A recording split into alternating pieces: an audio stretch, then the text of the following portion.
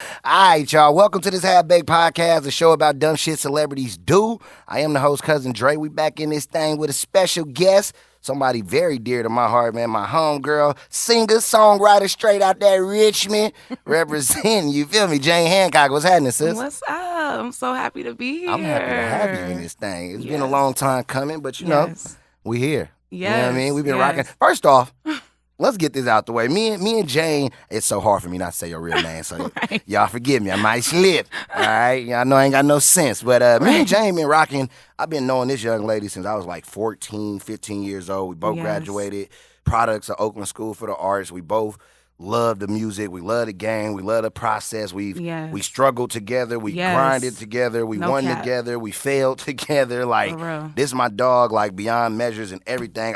I remember when we was in high school, when we first started, I was telling you, like, you know, before we got on air right now, about how we couldn't stand each other. You know what I'm saying? Like, when we first started, shout out Mr. Andrew Neek, math class. I That's promise where we y'all, bonded. that's where we bonded right there. Because every day in class, this mother has something to ask. If you just let him teach the class, I promise you, he gonna answer your question. Mariah, there you go. Jane, every time. I told y'all gonna mess up her name.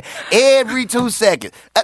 One question. I get it. If we got A plus B, we gonna get C squared and all of that. But where we getting these letters? Ain't no numbers involved or nothing. I mean, Mariah, He used to Jane, be so irritated. you gonna whip my butt. I'm gonna call you up there. Can we just like Mariah. do this? Like, I'm so sorry, y'all. But yeah, like, that's my dog, and we grew to really, really love each other. She couldn't Literally. stand me in high school, but not in high school, in that first like the first 2-3 few months months. of ninth grade. Like, after that, inseparable. We was funny. rocking. He was so funny, and he always kept me. He still keeps me cracking up. So it's always easy. Like, it was easy for us to just bond. And then we were in the band together. Ah, man, what was that Osa combo? Yes. We used to hit him with that bag lady.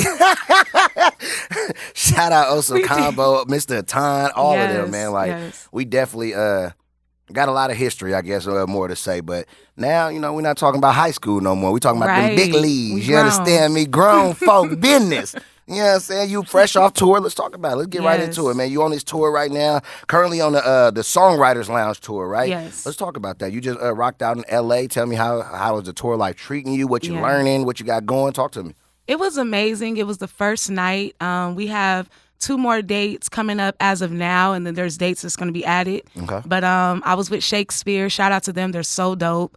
Shakespeare, that's a group. Yes. So I thought it was one person. Yeah, it's a guy and a girl. Got you. And they're totally talented. They've written for people as well, Justin Bieber, amongst other people, Kehlani. Right. And they're just super, super dope, super nice. And it was dope because my mom was there. I had a lot of my family come down. It was LA, so it was kind of close. Got you. And yeah, it was a fun time. It was fun. A lot of people came out, and it was just a good vibe. Everybody was dope. Good vibes. Tell me about vibing out. Like, how did you not get to meet, but how did you build the relationship with Shakespeare, the group, and how did you guys get on this tour together? How did you guys create it together, the name, and you know, what made you guys be like, you know what you do a songwriters tour? Because this is the first time I've ever heard of songwriting, not even Shakespeare, the group. I'm just talking about a songwriters tour. Yeah. You know what I mean? You always get the artists of you know, because you want to see those people do their thing or whatever. But Absolutely. It's like, it's the folks with that pen that's doing their thing. So how did that, tell me about how the Songwriters Tour came along? Yeah, shout out my agency. Yeah. Shout out Breakpoint Agency. They basically kind of just connected us, and we just vibed immediately. It was just an immediate vibe. We didn't know each other like prior to, but you know, it was just really through our agency, and they're just super dope. You know, we're kind of similar in just our journey and our growth and everything like that. And they're trying to come with a new, well, they're not trying, they're doing. They're coming with a new vibe and a new swag about themselves to where you don't see a lot of guy-girl duos. Right. And especially a group. So, you know, they're super, super fresh and they're just different. And I feel like what I'm doing is different. And, you know, we just wanted to come together and just really bless people with our talent and our gifts and just energy. Right. Now, are you guys talking about or maybe wanting to sit down and write records together? Yes. Okay. So when I go back to LA, we're definitely going to link and vibe, and we're definitely going to do that because they're super dope with the pen. They're from LA. Is that what I'm? Okay, got you. Yeah. Okay, for sure. Yeah. Now, for you yourself, I know like your story and everything, but people who listening might not. So Yeah. who is Jane Handcock? Like, what does she do? Who is this superwoman of a body filled with talent? Who is she? Well, my name is Jane Handcock. I was born in Oakland, raised in Richmond. I'm a singer, songwriter, producer. I've been just recording music since high school, but I'll say professionally, I started when I was about maybe 20, and I went down to LA, and Atlanta, and moved out there. I moved out there, and I literally just wrote for everybody. My old management just had me kind of in all these rooms. I was with Teddy Riley, Jazzy Faye, Kalina, Polo the Don, all of the like who's writers of Atlanta, and producers. And I just kind of hustled my way through to where I was writing for all of these artists, and I always had it in me to do my own thing and to be my own artist because I love to sing. Singing is my first love. Right. I really just broke away once I came back and moved back to California. I just wanted to do my own thing and have my own swag and be something that I don't hear. So that's really what kind of came, from it. I just wasn't hearing something that truly represented me, and I know that I could represent others. So that's when I wanted to just branch out and create this artist. Jane Handcock was a writer, and it took me years to create Jane Handcock, the artist, and really just separate the two, but still know that both entities are crazy dope and crazy necessary. Right. And it's crazy that you said Jane the artist and Jane the writer, because that was like literally like my next question, right? So I wanted to ask you about that. Like, you've written records, right, for platinum, multi-platinum artists, Rick Ross, Raphael Sadiq, Kelly Rowland, right, and more, a long list of people, right? Yes. But let's talk about your transition from writer, Jane Handcock, the writer, to Jane Handcock now. Like, this is me. I'm on stage in your face. I'm hitting you with albums, EPs. Like, you gonna hear me. This is what I'm about. I'm from the Bay, and this is what I want to represent. You know what I mean, from the Bay. Tell me about your transition. When did you know you was from the pen to the big stage? Yes, it was probably about maybe 4 years ago. I put out my first mixtape, and that was presented by Raphael Sadiq. And even then, I still hadn't developed as an artist fully. And I mean, I feel like you still, there's always ways and room to develop. But I know that I didn't have my own voice. And I knew that I could write records. That was easy. Like that was easy for me. But I wanted to just have my own voice, so when people heard me and heard, my sound and my music, they knew that was my sound. And, anything that I wrote for others is what I write for others. And I tap into them, but I wanted to have my own flavor. And, yeah. Is it? I just, when you said that, like, and you write for others and you tap into them, like, is it hard to become a Raphael Sadiq, or what I mean, like when it's time to go in there and write for this artist because this is that artist's sound? Like, how do you differentiate Jane Handcock's sound to match what this artist need to get them there? You know what I mean? Because you've been placed on albums, right? So there's a gift there, right? So like, how do you become this person when it's time to write for someone, or you know what I mean? Yeah, like songwriting for me is like acting, and I do that as well. So I kind of morph into that person, and I don't know, like I just have a great like spirit of discernment, and I'm very intuitive, so I kind of can meet somebody and just know the vibe that they're on, and I write from their perspective, or that perspective of just based on what I think they're about, and usually it's spot on. I don't really, thank God, like I don't really do any misses. Say that then. Okay, well, let's go ahead and get into it then. Say what you're really trying to say. I really don't miss. Every time I shoot, I hit. You know what I'm saying? Okay. Nah, yeah, like everybody that I've met, and I've had the luxury of actually being in the room with these people. Right. Because a lot of times when you do placements, I've had a few where I just wrote the hook and sent it in, or wrote the verses and sent them in, but I've actually been able to vibe with a lot of people when I write for them or, with them. So I just kind of tap into who they are and I listen. I think to be a good songwriter, you have to listen and you have to be somebody who can soak in somebody else's vibe. And I know that Raphael had taught me a long time ago. He told me, when you are writing or producing for somebody, you're doing them a service. So it's not about you. So I know when to cut it off and when to, go into my my mode, but I know when it's time to, I can be selfless. Right. So, it's just about balancing the two. That's pretty dope. Do you prefer to, cause I know like with schedules being busy, you might be in New York, this artist might be in London. Like, do you prefer to vibe out together, or like, is it like, can you just do both? I mean, like you said, you've done both, right? But I mean, like, is it your preference to be locked in with a room, or like, man, my schedule's so busy, bruh. Send it, bruh. I'm a vibe out. You gonna get you a hit. You know what I mean? Don't trip. You know what? It depends on the artist. Now, when I'm doing like rap hooks, I pretty much, it's easy for me to just do a rap hook and send it in. Gotcha. But when I'm doing any other type of genre, I want to be with the artist. I prefer, because, I just want to see what they're about. Gotcha. I never want to be the writer that just writes anything. If I'm going to write for somebody, I want to be spot on to what they're about and not write something that they're totally not even connected to. Right. Like, bro, I'm trying to be in love. You talking about F right. this nigga and all. Like, bro, like, that's not the vibe I was on, but okay. It's still a hit, though. Right. And, a lot of people miss with that. A lot of songwriters slightly, at the end of the day, the artist does have to connect to the record. So you can kind of lose that placement doing that when you're just writing because you feel like, well, this is what I'm going to do. You have to be about them, or the artist, that you're writing for. Yeah. Who, besides yourself, and I know you're working with Shakespeare and stuff like that, what are some writers that you may look up to? I know some in my head that I know you're going to say, and I ain't going to say because I already know. But, who are some writers, producers that you, that you look up to coming up?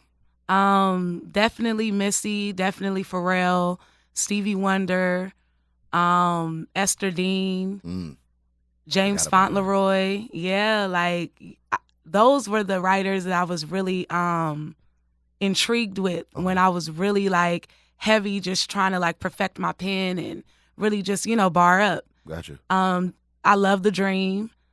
I love writers that just have their own flavor. When you hear the record, they wrote it. Right. So I love that. What's that, Rico Love or something like Rico that? Rico is another one. Rico did it. When Sean Gary writes a record, Sean did that. Yeah. So it didn't work out for him, though. He tried to do the artist thing. And, hey, man, he's a dope writer, though, for sure. Let's talk about this hot girl summer that has been going on. Of course, now we're getting into the fall and all of that, but it was for sure a hot girl summer. The females was killing the game pretty much all 2019. You had Cardi B, Megan Thee Stallion, the City Girl, the Bay Girl, Saweetie doing her thing, Lizzo Shout doing out to her thing. She's dope. You know what I mean? How do these women, I want to know, how do they inspire you when you go to the booth and it's do you take time to listen, like Summer Walker? We were talking about Summer Walker before we came in. Dope. Her album, so her dope. new album, whatever, is super dope. You know what I it. mean? Do you listen to that? What's your process, I guess, when you go to record? Are you let me see, what the hot chicks is talking about right now? Or is it like a vibe you listen for to go, you wrote the This Is Love record for Kelly Rowland. Right. You went and listened to the Bob Marley and it I got did. the vibe. That's And, you know what I mean? Yeah. Tell us about that. I know, but I just want you to tell. I like that now I have women that I can actually really, really, really listen to. Right. I think for a period, I wasn't even really listening to a lot of women perspectives because there weren't a lot out there or a lot that was just so visible. Or on your vibe or what you was on. Visible. Right. Yeah, now I can go to these different resources and pull from just different things, but I don't really listen to them to really pull anything from me per se, but it just kind of amps me to know that, honestly, I feel like right now we're in the era of the woman as far as creatives, and I'm so happy about it because I feel like, a lot of us are getting our just due, whether it's over here, over there, in our different, it's room really for all of us. Yep. And we're now starting to see the diversity of women, period, and how they rock, which is so dope to me.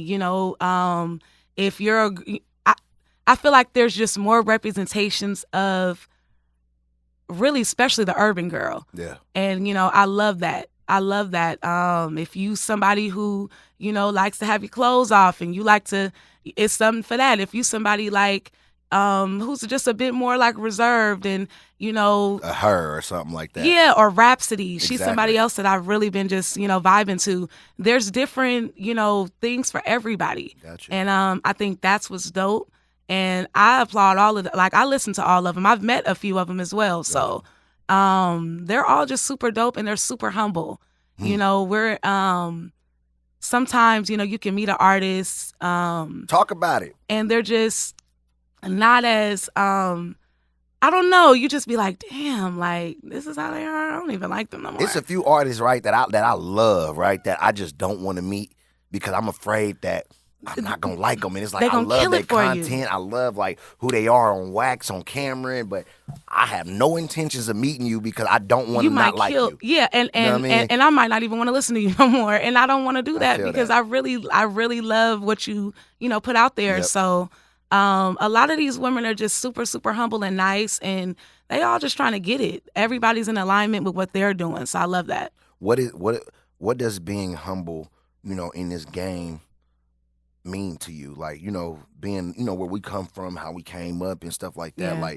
Like, cause that's a big part of the game. Like, talent is one thing, but like, you gotta, have that humbleness to you. Talk about that. Yeah. And what that means for you and your career and, what you've seen, been through or whatever. And for the next artist, for a younger Jane Handcock that's for sure that's paying attention today. You know what I mean? For sure. I would just say that being humble for me means always willing to learn.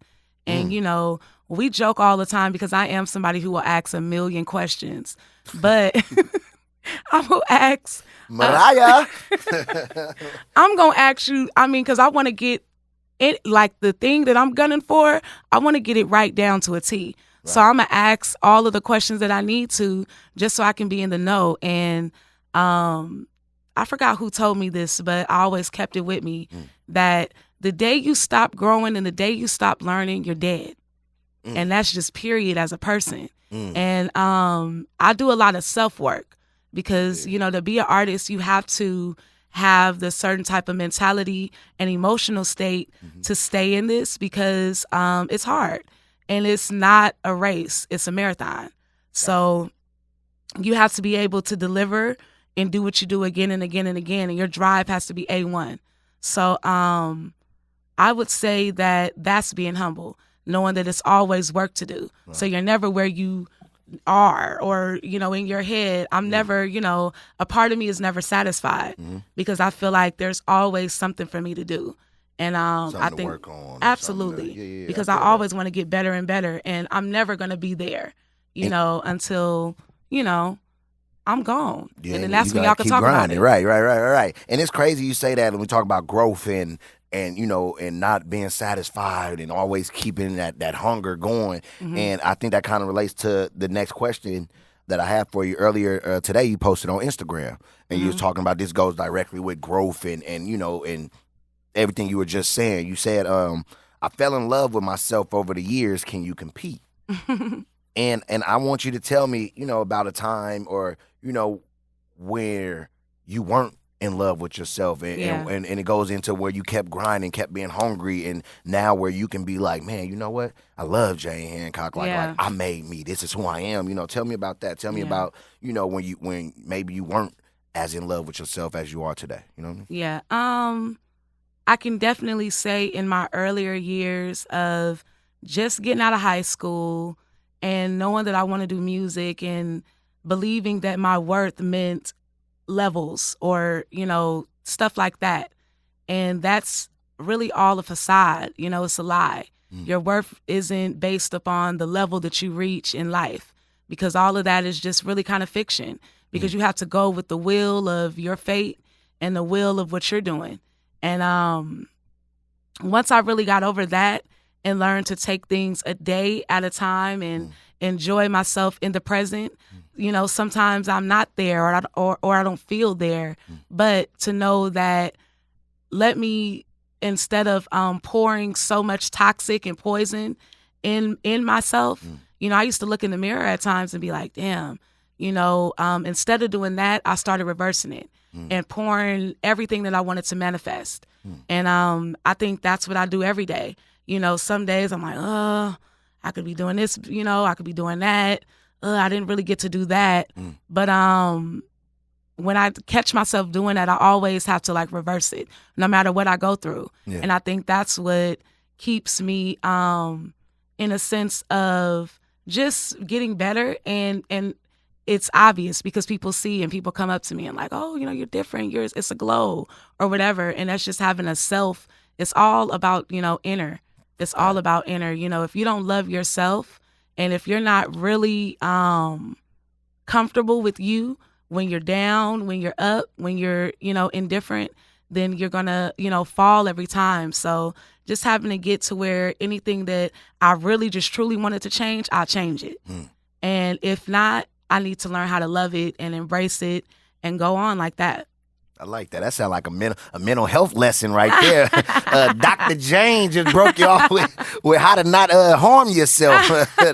Nah, and it's different ways to harm yourself. People will harm themselves with masking who they are and the exactly. hurt and the pain. Yeah, I hear you. You know, it's a mental mask, and that's why a lot of artists, you know, I even heard Wale talk about how artists need to come with like a, you know, a health insurance plan or a mental health insurance plan. I like that. That was dope. Yeah, because there are times when there will be people around you based on what you're doing that are going to tell you this, whether it's good or bad, and you really can't believe either one. You have to believe your own experience. Absolutely. So once you learn to really block out what everybody else is doing and learn to be comfortable with you, it was a time I couldn't even be by myself. I would be tripping out. And now it's just like, I love me. So somebody got to, you know, it's really a rhetorical question because nobody can compete. But it's just right, straight up. It's like, you know, I'm at a point where I'm comfortable with me, so that's why I can knock out what I really want to do in life. I like that, man. Let's go ahead and transition one time into this music, right? Yes. You got new music coming out, a new EP, In My Feelings, on the way. Yes. Any date on that yet or what? There's no date, but I will be announcing this soon. Okay. It's really dope. I wanted to, and I said that in Summer Type Flow, I wanted to give some, like, I just wanted to give something new every season. So every season they're going to get something. Oh, so you doing an EP or an album or something every, like, fall, winter, spring, summer, like, so we getting 4 EPs or 4 albums a year from Jay? Sure. At least, at minimum. Is that what I'm hearing? Absolutely. I mean, it's easy to do. I mean, you write songs. Like crazy. Hey, man, listen to this. When we used to live together back out in Atlanta, I used to go to sleep, wake up 1, 2 in the morning, she in the bathroom with the headphones on, talking about, go take your ass to sleep. Like, we got one, bro. We got to go to the yo. You know what I'm saying? But it shows, like, that's why I'm so proud of you to see you where you are, bro, because I seen, like, we struggled. Yeah. Like I don't know if like my listeners, I don't know if you ever been broke before, like coughing up, like, bro, it's extra dime in the cup holder so we can eat 2 tacos at Taco Bell's for the night, like broke, like we been there, like, so to see my sister on her game, grinding, getting the love that you deserve, I'm super. From the bottom of my heart, proud of you. You know what I'm saying? So likewise. You got your EP on its way, In My Feelings. I'm definitely looking out for that. You know what I mean? You got your new single that you pushing, 90s Love. Yes, and that'll be on the EP as well. We dropped it in the UK like super heavy, and it's getting a lot of like respect over there. So I wanted to just keep working it to where I can actually do a real push out, you know, in my country. Gotcha. And, you know, just get it rocking. So it'll be on my new EP, In My Feelings. What describe the song? What is 90s Love? I mean, we're going to take a listen to it, but. I want to live that 90s kind of love. When they was real friends. When they was still holding hands. That kind of love. To make a grown man. Be a real grown man kind of love. What did this beat make you feel? Who produced it? Tell me about first time. Who produced it? Shout out to the Pyrex. Okay. They're based out in LA, and they've done a lot of stuff with like Dr. Dre. Gotcha. You know, they're part of like the Aftermath camp. Gotcha. And, you know, they're just super dope.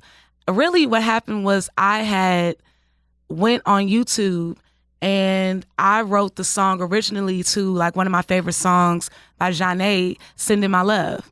And they were like, nah, you can't do that because, licensing and... they baited you in, baby. We got one for you. Yeah. Do it on this track. Literally. And that's what happened. And they played it for me and I was just like, oh my God, we got one. So, it's been growing for sure. What's the vibe on it? Like when you first heard the beat, when they sent it to you, what was like, how did you know what you were gonna write to it, right? Mm-hmm. Like talk to me, tell me, It sounded like some for real 90s vibe. And the thing is, a lot of people want to recreate that, and it's not so much about acting or being exactly that, but just creating that vibe and that feeling. And it gave me that feeling as if I was watching Poetic Justice or Love Jones or something like that, to where I was just like, man. That's real love, that 90s love. Right, to where it wasn't so many games on both parts. Got you. It was straightforward, hey. I like it. We're doing that? All right. For real. So, that's what I want to represent in my music. No, I feel that. And when you talk about vibes, I was telling you earlier, when I think of a Jane Handcock song, the vibes that I think of are soul, passion, honesty. You gonna be up front in your song man, look, if you ain't on this hype, peace, you know what I'm saying? Big Mama got something to do, you know what I'm saying? And I love that, about you. So when you talk about vibes, what are the vibes we can expect on this EP? Will it be the whole 90s love vibe, or is it okay, tell me, Yeah, it definitely will be.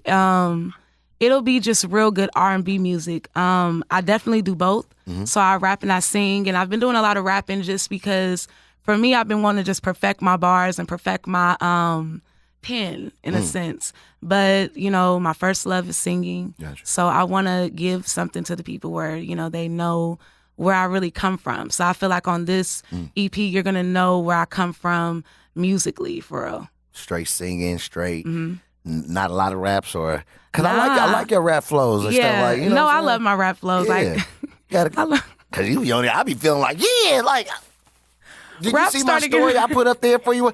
Bro, I can't listen to your music. I promise y'all, if I can find this video, I'll post it up again.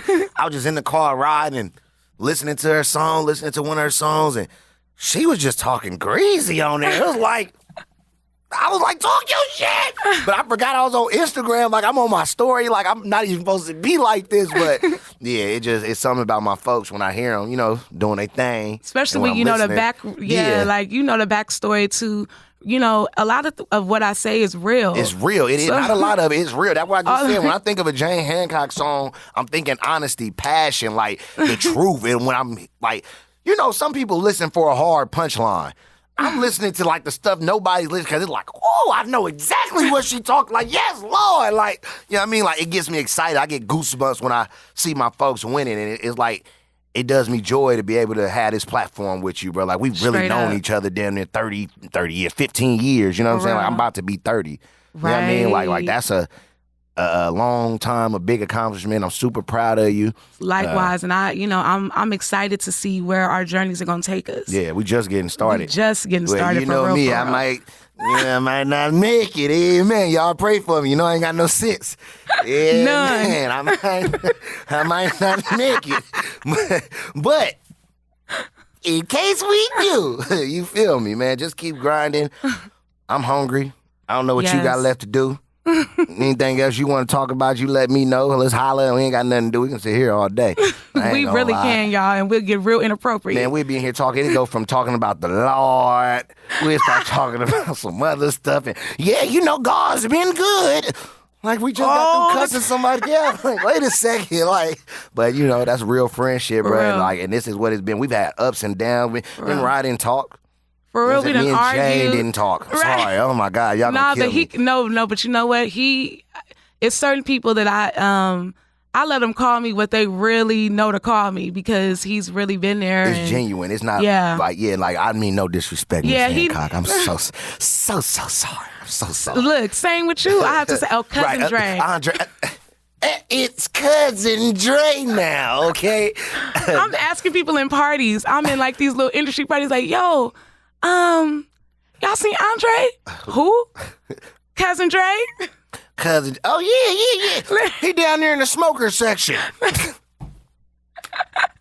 I'm going to go right down there with him. Right. Here I come. Cool. He told me he was. Just direct me where it's at. But nah, this is my dog, man. Jay Handcock, y'all be on the lookout for that new EP. Yes. Get that new single, 90s Love. Be on the lookout for the new EP, In My Feelings. That's coming out. We don't know when, but... Next month. Next month, a date? Put a date on it.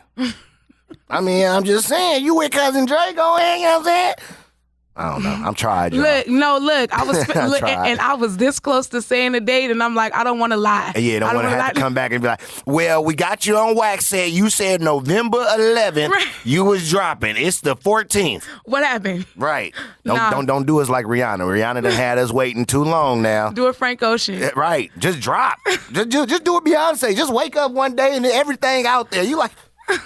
Did she announce she was dropping? Or did we done got 2 whole new albums from Beyonce. Wow. Platinum albums. They came out platinum, okay? Like, wait a second. I didn't even know about it. Nah, definitely November. For sure, man. Well, Jane, before I let you go, because I got to ask you this one question. I almost forgot, I ain't going to lie, but I ask everybody that come on my show. Mm-hmm. So this the Half Baked Podcast, a show about dumb shit celebrities do. I want to know what's the dumbest shit that you've done career-wise. Not nothing, don't go to jail on my show. Hey, man, we're not doing that. But career-wise, what's like a move that you made or didn't make that could have cost you, not even your career, but just could have set you back a little bit that you wouldn't want the next? Because there'll never be a next Jane Handcock, but another young writer, artist that you, like, don't do this move. If you're going to do this, do it like this, because when I tried it, and I know it's different for everybody, but, just get some game or something. Yeah, no, I feel like the dumbest thing I've done so far is not believing myself sooner. Like, honestly, that's one of them snap moments. You got to snap it up, Like, seriously, I feel like if I would have had, I guess, the confidence that I have now and just the mindset, then things would happen, I guess, faster. But then I can't even say that because everything is everything. Everything happens for a reason, so. Timing is everything. You right where you're supposed to be. Absolutely. On this date. Absolutely. For sure, man. Appreciate you stopping through. My sister, Jane Handcock, like I said, man, go be on the lookout for that EP. Grab her new single, 90s Love. It's going down. This is the Half Baked Podcast. I am Cuzzin Dre. Peace.